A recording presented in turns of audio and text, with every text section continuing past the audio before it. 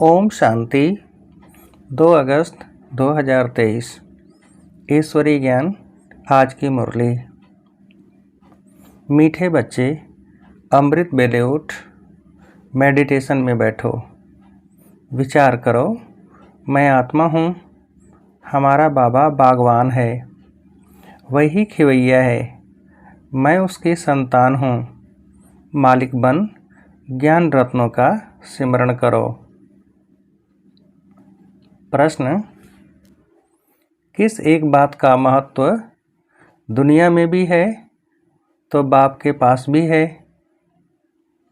उत्तर: दान का। तुम बच्चों को रहम दिल बन सबके ऊपर तरस खाना है, सबको अविनाशी ज्ञान रत्नों का दान देना है। दानियों की बहुत महिमा होती है, अखबार में भी उनका नाम निकलता है, तो तुम्हें भी सबको दान करना है, अर्थात मेडिटेशन सिखाना है। गीत: मुझको सहारा देने वाले। ओम शांति।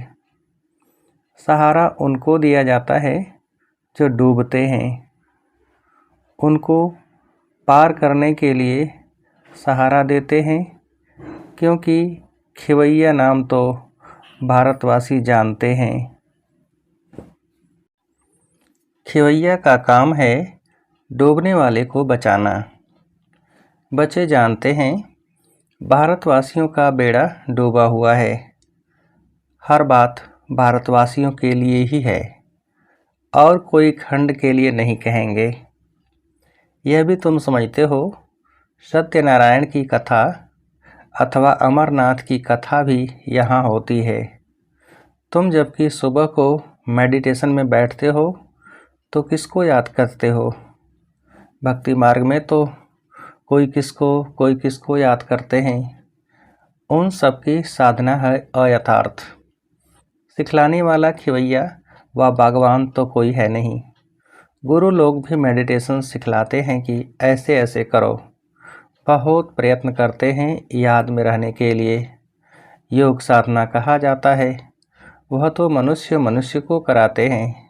अभी तुम जानते हो, इस बगीचे का माली अथवा मालिक है परमपिता परमात्मा। कांटों के जंगल का मालिक है रावण। माया रावण कांटों का जंगल बनाती है। यह तुम्हारी बातें भी कोई जानते हैं, भूल जाते हैं। माया भुला देती है। मेडिटेशन में बैठने में भी माया बड़ा विघ्न डालती है। मेडिटेशन कैसे करो, यह भी बाप सिखलाते हैं। तुम तो कर्मयोगी हो, दिन में तो कर्म करना ही है, उसके लिए कोई बंधन नहीं है। दिन में कभी भी मेडिटेशन नहीं होती है। दिन में तो खाना पीना, खेलना कूदना, धंधा धोरी करना होता है, उसमें याद थोड़े ही रह सकती है। कहते तो बहुत हैं कि हम सारा दिन याद में रहते हैं, परंतु है तो बड़ा मुश्किल। बाबा अनुभव बतलाते हैं, अमृत बेले का समय सतोगुणी होता है, उस समय याद करना सहज है। अमृत बेले का टाइम सबसे अच्छा है। दिन में तो लफड़े रहते हैं। हाँ, कर्म करते समय याद अस्थाई रह सकती तो है बहुत अच्छा, परंतु बाबा अपना अनुभव बतलाते हैं। मैं कोशिश करता हूँ बाबा की याद में रह तुमसे बात करूँ। अंदर यह नशा रहता है, मैं स्वयं बाप यानी प्रजापिता ब्रह्मा बच्चों से बात करता हूँ, मैं स्वयं मनुष्य सृष्टि का बाप हूँ, ऐसा समझने से नशा चढ़ता है। बाकी मैं आत्मा हूँ, परमपिता परमात्मा बाप को याद कर बात करूँ, वह याद बड़ा मुश्किल रहती है। बाबा अपना अनुभव बतलाते हैं ना, बाप सिखलाते भी हैं। यह तो जानते हैं हम बागवान हैं। बागवान तो ज़रूर बगीचा ही बनाएंगे, कांटों को थोड़े ही बनाएंगे। माली कांटों का बीज थोड़े ही लगाएंगे। माली हमेशा बागवान होते हैं, फूल लगाते हैं, तो बाबा भी फूल लगाते हैं। फॉरेस्ट बनाने वाली है माया, उनकी मत पर चलने से मनुष्य कांटे बन जाते हैं। यह तो ज्ञान मिला है, बाबा बागवान है, खिवैया है, रहमदिल भी है, बीज रूप भी है। रात को जब बैठते हैं तो ख्याल चलता है, यह कितना बड़ा बगीचा है, पहले कितना छोटा था। तो योग के साथ साथ ज्ञान भी चाहिए।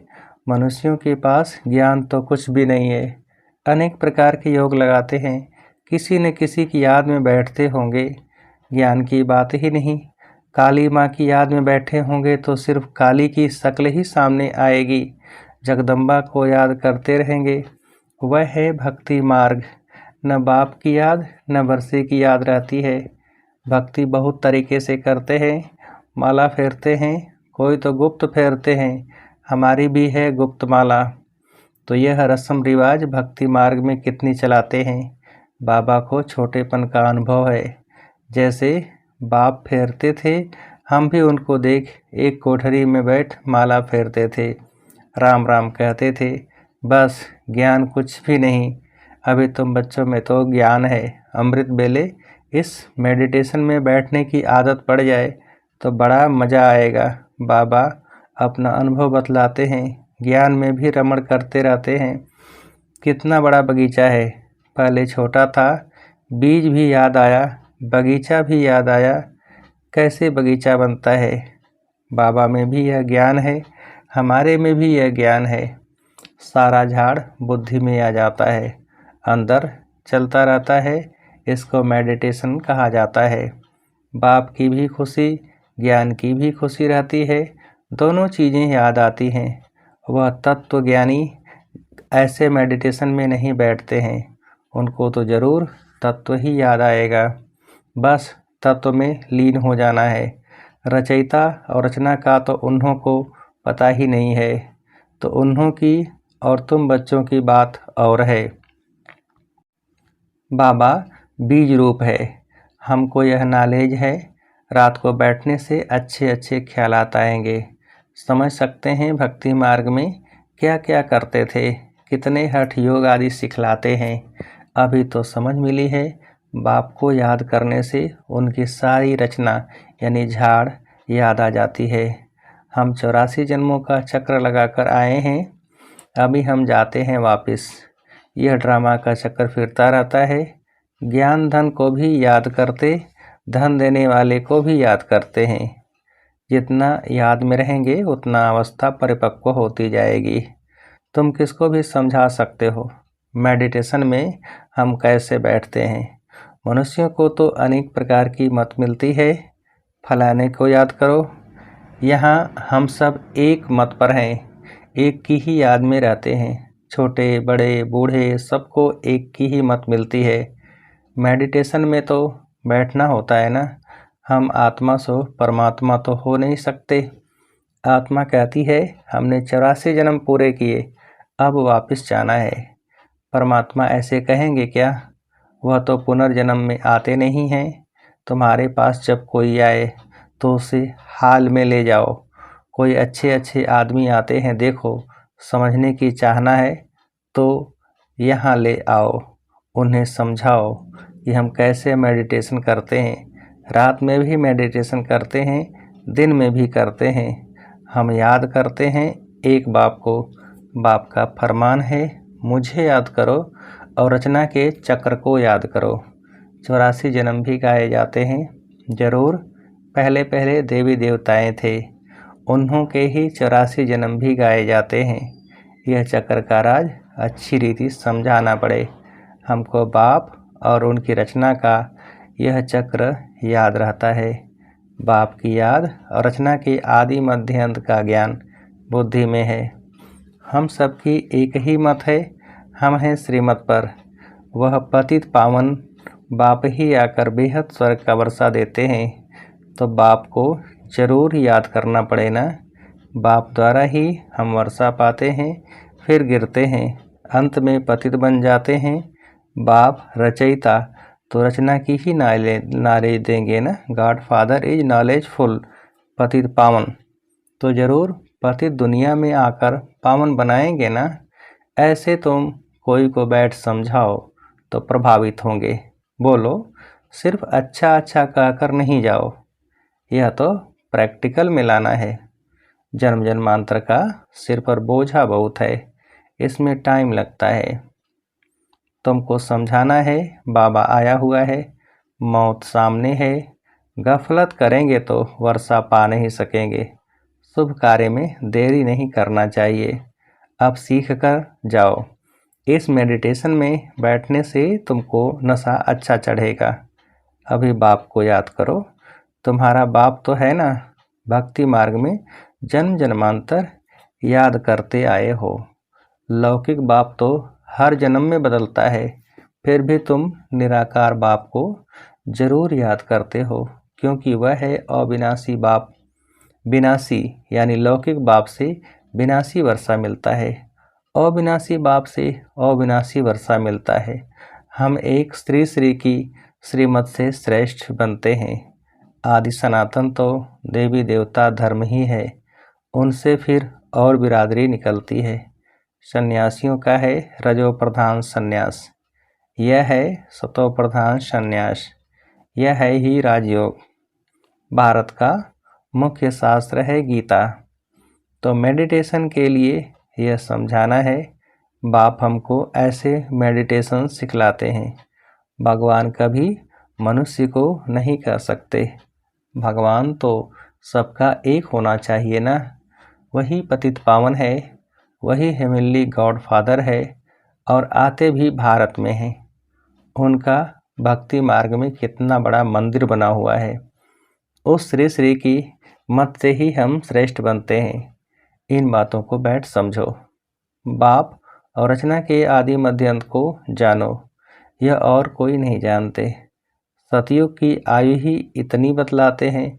पहले झाड़ नया होता है तो उसको स्वर्ग कहेंगे, फिर वह जर्जरी भूत हो जाता है। अब यह सारी दुनिया नरक है। घर घर तो क्या, सारी दुनिया ही नरक है। यह है ही कांटों का जंगल, एक दो को कांटा ही लगाते रहते हैं। बाप आकर फिर गॉर्डन ऑफ अल्लाह बनाते हैं। बाप आकर बहिष्ठ स्थापन करते हैं। तुम जानते हो फूलों का बगीचा किसको और कांटों का जंगल किसको कहा जाता है। तुम दैवी फूल बन रहे हो तो चिंतन चलता रहना चाहिए। बाबा में भी यह नॉलेज है, बच्चों में भी यह नॉलेज है। ऐसे ऐसे ख्यालात चलाने से रात को बड़ा मज़ा आएगा। ऐसे ऐसे समझाएं। बेचारे कुछ नहीं जानते हैं, इसलिए अपने को तरस पड़ता है। ओ गॉड फादर कहते हैं, परंतु बाप को और उनकी रचना को जानते नहीं हैं। हम भी अब अल्लाह के बच्चे बने हैं। समझाने का भी बड़ा नशा चाहिए। अविनाशी ज्ञान रत्न है तो फिर दान करना चाहिए। दानी की बहुत बहुत महिमा करते हैं। अखबार में भी पढ़ता है, रिलीजियस माइंडेड ही दान करते हैं। तुम तो हो ही रिलीजियस माइंडेड। दान ही नहीं करेंगे तो मिलेगा क्या। दान तो जरूर देना है। ज्ञान दान देना तो अति सहज है। बाबा बतलाते हैं, हम ऐसे मेडिटेशन में बैठते हैं, इस दुनिया का चक्र ऐसे फिरता है। पहले एक धर्म था, पीछे यह धर्म निकले हैं। यह सब बिरादरियां हैं। यह बातें तुम बच्चों की बुद्धि में बैठनी चाहिए। मनुष्यों को योग का बहुत शौक रहता है। बोलो, हमारा मेडिटेशन चल कर देखो। रिलीजियस माइंडेड जो होते हैं वह मेडिटेशन हाल देखकर खुश होते हैं। रिलीजियस माइंडेड मनुष्य कभी पाप नहीं करते। तुम्हारे पास समझाने की पॉइंट्स तो बहुत है, परंतु बच्चे नंबरवार हैं। कोई की बुद्धि का ताला ही नहीं खुलता है। बाप को याद नहीं करते तो ताला खुलेगा कैसे। है बहुत सहज बात। समझाना है हम याद में कैसे बैठते हैं। मनुष्यों को तो पता नहीं कि हम किसको याद करते हैं। हमको सिखलाने वाला स्वयं निराकार परमपिता परमात्मा है, तो सबका बाप है। वह पतित पावन गॉड फादर हमको राजयोग सिखलाते हैं। अब तुम सीखो न सीखो, हम सबकी तो एक ही मत है। श्री श्री से हम मत ले रहे हैं। यह है एम ऑब्जेक्ट। जैसे बाप नॉलेजफुल, वैसे बच्चे। मनुष्य से देवता एक ही पाप बनाते हैं। ऐसे ऐसे विचार करने से रात को भी बहुत मज़ा आएगा। अच्छा, मीठे मीठे सिकीलधे बच्चों प्रति माता पिता बाप दादा का याद प्यार और गुड मॉर्निंग। रूहानी बाप की रूहानी बच्चों को नमस्ते। हम रूहानी बच्चों की रूहानी बाप को नमस्ते। धारणा के लिए मुख्य सार। पहली पॉइंट, अमृत बेले उठ, याद में बैठ ज्ञान का रमण करना है। ज्ञान धन को भी याद करना है तो ज्ञान दाता को भी याद करना है। दूसरी पॉइंट, ईश्वरी नशे में रहकर सेवा करनी है। सबको मेडिटेशन करने की सहज विधि समझानी है। एक मत होकर रहना है। वरदान,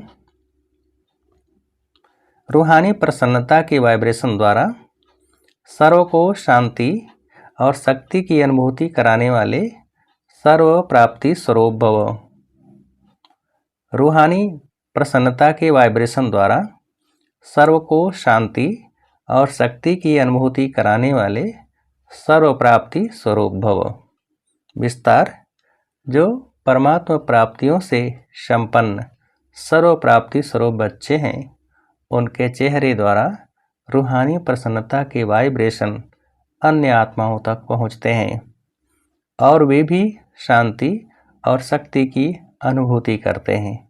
जैसे फलदायक वृक्ष अपनी शीतलता की छाया में मानव को शीतलता का अनुभव कराता है और मानव प्रसन्न हो जाता है, ऐसे आपकी प्रसन्नता के वाइब्रेशन अपने प्राप्तियों की छाया द्वारा तन मन के शांति और शक्ति की अनुभूति कराते हैं। स्लोगन, जो स्मृति स्वरूप रहते हैं उन्हें कोई भी परिस्थिति खेल अनुभव होती है। जो स्मृति स्वरूप रहते हैं उन्हें कोई भी परिस्थिति खेल अनुभव होती है। अच्छा, ओम शांति।